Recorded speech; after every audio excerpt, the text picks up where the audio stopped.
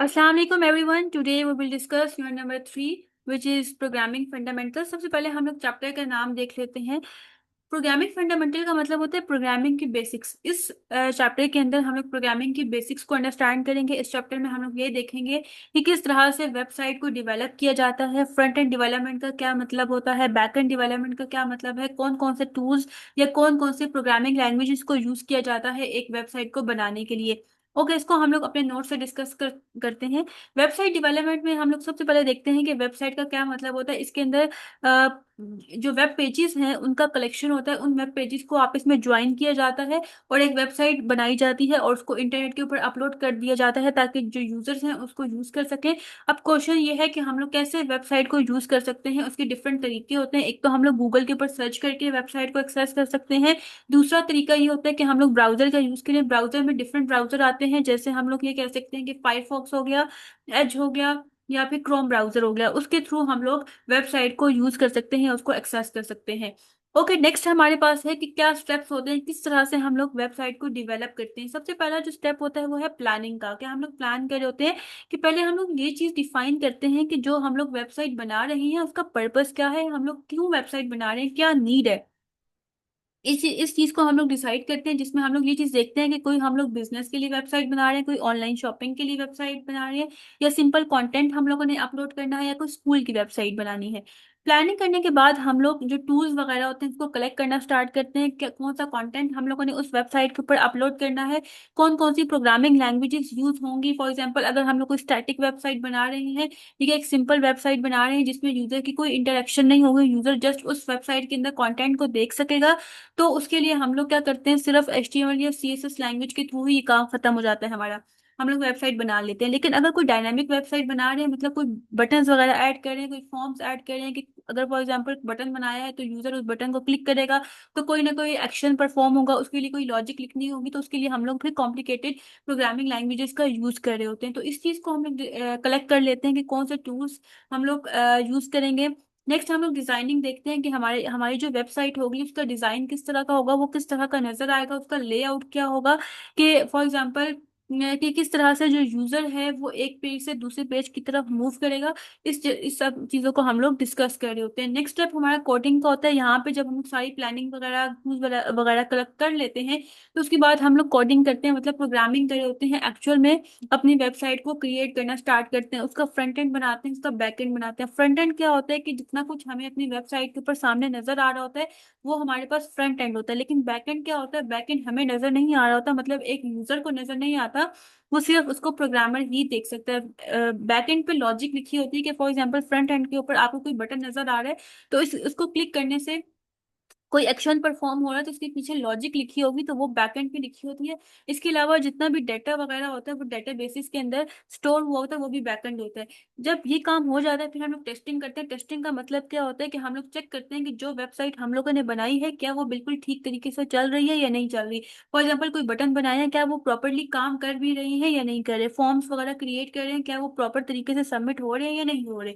तो ये सब चीजें हम लोग सेट चेक कर रहे होते हैं। जब ये सब चीजें हम लोग चेक कर लेते हैं, टेस्टिंग हो जाती है, तो उसके बाद हम लॉन्च कर देते हैं। लॉन्च का मतलब ये होता है कि जब एक प्रॉपर तरीके से कंप्लीट वेबसाइट क्रिएट हो गया है तो उसको हम लोग इंटरनेट के ऊपर अपलोड कर देते हैं ताकि जितने भी यूजर्स हैं वो उसको यूज कर सके।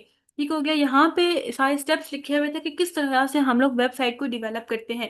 नेक्स्ट इसके अंदर दो पार्ट आते हैं, एक है फ्रंट एंड और एक है बैक एंड। फ्रंट एंड को हम लोग क्लाइंट साइड कहते होते हैं और बैक एंड को हम लोग सर्वर साइड कहते होते हैं।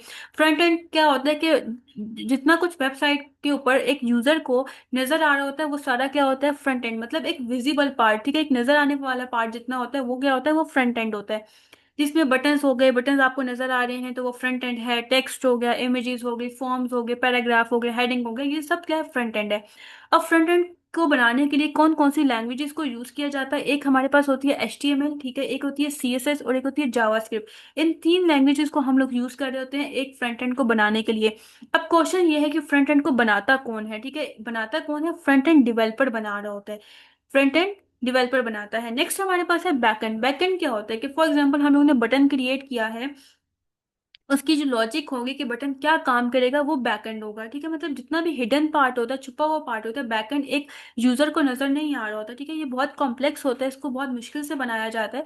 अब फॉर एग्जांपल एक लॉगिन पेज है, या आप ये कह सकते हो साइन अप पेज है एक वेबसाइट का, आप वहां पे अपना यूजर नेम एंटर कर रहे हो, पासवर्ड एंटर कर रहे हो, सब कुछ। अब वो कहीं ना कहीं तो जाके स्टोर होगा, जहां पे वो स्टोर होगा वो बैकएंड है। अब आप एक यूजर को नजर नहीं आएगा कि हमारा जो जितना कुछ हम लोग ने डाटा एंटर किया है वो कहाँ पे जाके स्टोर हुआ है। तो वो एक प्रोग्रामर को या एक डिवेलपर को ही नजर आएगा। Okay, manages data, user account, payments, जैसे भी मैंने बात की, यहाँ पे ये सब कुछ मैनेज किया जा रहा होता है। जैसे यूजर के अकाउंट्स होते हैं, वहाँ पे आपने यूजर नेम एंटर किया, पासवर्ड एंटर किया, जितनी भी अपनी डिटेल्स, पर्सनल डिटेल्स एंटर की हैं, वो जाके डेटाबेस में स्टोर हो जाएंगे, उनको मैनेज किया जाता है थ्रू बैकएंड।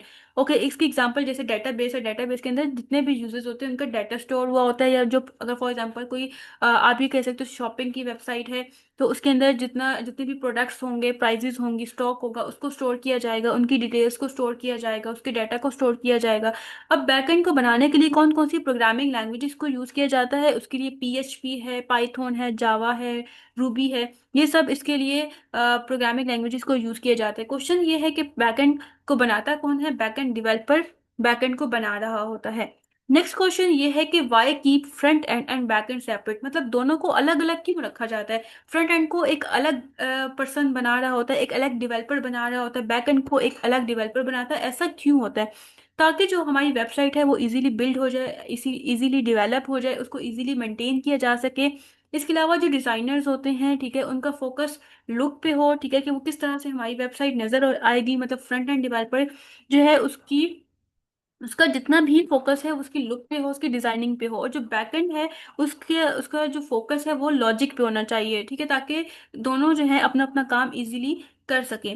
रिस्पॉन्सिव डिजाइन का क्या मतलब होता है? पहले पहले ऐसा होता था कि एक वेबसाइट को बनाया जाता था, अब लैपटॉप पे तो वो बिल्कुल अच्छे तरीके से ओपन हुई होती थी, प्रॉपर जो है उसके अंदर बटन्स वगैरह नजर आ रहे होते थे, उनका साइज भी ठीक होता था। लेकिन जैसे ही उस वेबसाइट को हम लोग मोबाइल के ऊपर ओपन करते थे, तो जितना उसका डिजाइन था वो खराब हो जाता था, क्योंकि वहां पे उसको बनाया ही इस तरह से जाता था कि लैपटॉप के हिसाब से बनाया जाता था या कंप्यूटर के हिसाब से बनाया जाता था। वहां पे बिल्कुल ठीक नजर आ रही होती थी वो वेबसाइट, लेकिन उसका डिजाइन बिल्कुल खराब हो जाता था मोबाइल के ऊपर, क्योंकि उसका साइज छोटा हो जाता था। तो इस चीज को कैसे उन्होंने टैकल किया उसको हम लोग देख लेते हैं। Responsive website adjust to different screen sizes. ठीक है, जो रिस्पॉन्सिव वेबसाइट्स है उसमें डिफरेंट स्क्रीन साइज को एडजस्ट किया गया, जैसे डेस्कटॉप हो गया, टैबलेट हो गया, मोबाइल फोन हो गया। In the past one fix design was use. शुरू शुरू में या पास्ट में क्या होता था कि एक ही डिजाइन यूज किया जाता था, जिसकी वजह से क्या होता था कि look awkward on small devices. तो जितनी उसकी लुक थी ना वो खराब हो जाती थी स्मॉल डिवाइसेस, मतलब टैबलेट्स वगैरह पे आके या फिर मोबाइल पे आके उसका जितना भी डिजाइन होता था वो खराब हो जाता था। फिर इस चीज को सॉल्व किया गया, रिस्पॉन्सिव डिजाइन ने इसको सॉल्व किया गया, इसमें फ्लेक्सिबल लेआउट्स आ गए, मतलब चेंज लेआउट आ गए। जैसी स्क्रीन होती थी उसके अकॉर्डिंग वो अपने आप को चेंज कर लेता था। इसमें परसेंटेजेस को यूज किया गया, बजाय इसके जो पहले होता था ना उसमें पिक्सेल्स को यूज किया जाता था। पिक्सेल्स में ये होता था कि फॉर एग्जांपल अगर एक डिजाइन बनाया गया तो वो लैपटॉप के अकॉर्डिंग बनाया गया तो वो मोबाइल पे आएगा तो उसका लेआउट खराब हो जाएगा।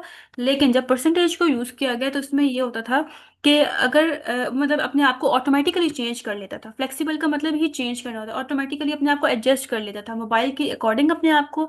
जितने उसके बटन्स वगैरह वो ऑटोमेटिकली छोटे हो जाते थे। लेकिन जैसे ही वो लैपटॉप पे या फिर कंप्यूटर के ऊपर ओपन होते थे, वैसे उनके जो बटन का साइज था, जो बाकी टेक्स्ट का साइज था, इमेजेस का साइज था, वो ऑटोमेटिकली जो है वो बड़ा हो जाता था। इसके एग्जाम्पल क्या है? A big menu on desktop become a small stack menu on mobile phone. जैसे अभी हम लोगों ने बात की कि जितना भी मेन्यू है, जितने भी बटन्स वगैरह हैं, वो बड़े हो जाएंगे। ठीक है, अगर लैपटॉप वगैरह पे ओपन करेंगे, जैसे ही मोबाइल पे ओपन करेंगे तो वैसे ही वो स्मॉल हो जाएंगे ऑटोमेटिकली। इसके एग्जांपल है ऑनलाइन स्टोर की। इसमें ऑनलाइन स्टोर में एक फ्रंट एंड होता है। फ्रंट एंड में जैसे प्रोडक्ट वगैरह शो हो रहे हैं, उनकी प्राइजेस शो हो रही हैं, शॉपिंग कार्ट। जैसे फॉर एग्जांपल हम लोगों ने 4 to 5 प्रोडक्ट्स बाय करने हैं, तो हम लोग क्या करते हैं, वन बाय वन उनको कार्ट में ऐड करते जाते हैं और लास्ट में हम लोग ऑर्डर कर देते हैं।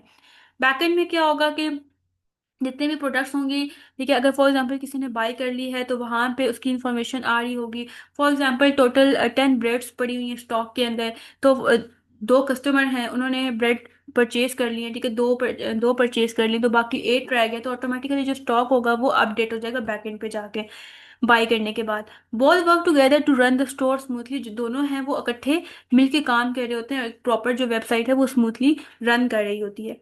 यहाँ पे ये सेक्शन एंड हो गया है। नेक्स्ट सेक्शन है हमारे पास additional features of HTML CSS। इंशाल्लाह नेक्स्ट क्लास में हम लोग इसको डिस्कस करेंगे। आई होप सो आज के लेक्चर आपको समझ आया होगा। इन केस फिर भी कोई क्यूरी है तो आप कमेंट सेक्शन में पूछ सकते हैं।